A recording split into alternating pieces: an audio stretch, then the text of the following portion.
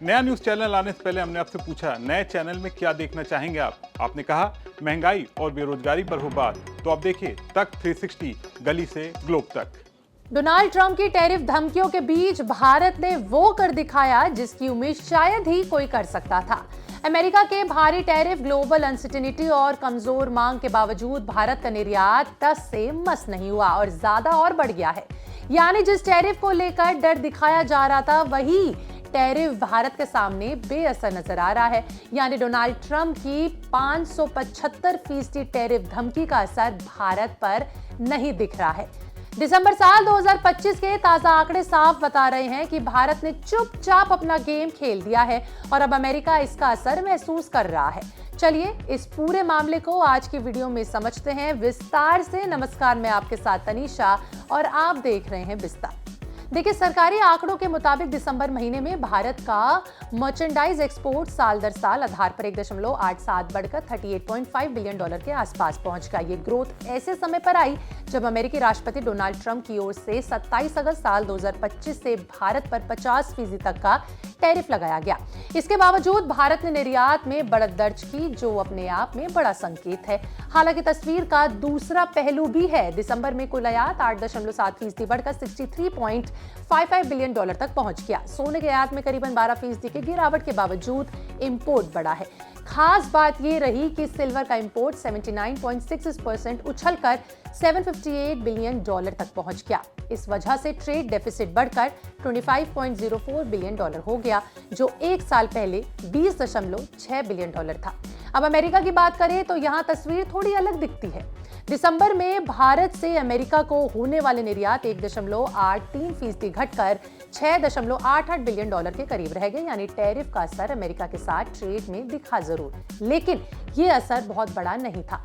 सितंबर से दिसंबर तक टैरिफ लागू होने के बाद यानी 4 महीने में भी अमेरिका को कुल निर्यात $25.6 बिलियन का रहा, जो पिछले साल इसी अवधि के $25.8 बिलियन से थोड़ा कम था। मतलब ये साफ है कि ट्रंप के टैरिफ का भारत पर कोई असर नहीं पड़ा और नहीं रोक पाया भारत को। असल कहानी चीन के साथ ट्रेड में दिखती है। दिसंबर महीने में भारत के चीन की निर्यात 67% के करीब उछलकर $2000 बिलियन के करीब रह गई।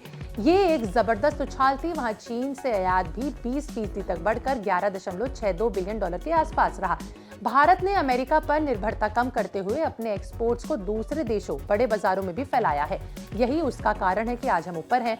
अगर पूरे कारोबारी साल की बात करें तो अप्रैल से दिसंबर साल 2025 के दौरान भारत का कुल मर्चेंडाइज एक्सपोर्ट 2.44% बढ़कर $330 बिलियन के करीब रहा।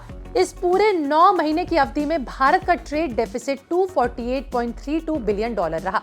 यानी एक्सपोर्ट बढ़ा है, लेकिन इंपोर्ट की रफ्तार थोड़ी तेजी से रही है। कॉमर्स सेक्रेटरी राजेश अग्रवाल ने साफ कहा कि चुनौतियों के बावजूद भारत का एक्सपोर्ट बढ़ रहा है। उनका कहना है कि पूरे वित्त वर्ष में मर्चेंडाइज एक्सपोर्ट $450 बिलियन के पार जा सकता है और अगर सर्विसेज को जोड़ दिया जाए तो कुल एक्सपोर्ट $850 बिलियन से ज्यादा होने की उम्मीद है।